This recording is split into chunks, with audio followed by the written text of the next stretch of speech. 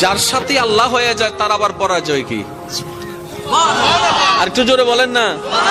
যার সাথে আল্লাহ হয়ে যায় তার আবার পরাজয় কি? আল্লাহ বলছেন ইন্নাল্লাহ, আয়াতটা সবাই জানে, একটু চলেন গভীরে যাওয়ার চেষ্টা করি। ইন্নাল্লাহ মা'আস সাবিরিন, নিশ্চয় আমি আল্লাহ ধৈর্য ধারণকারীর সাথে আছি।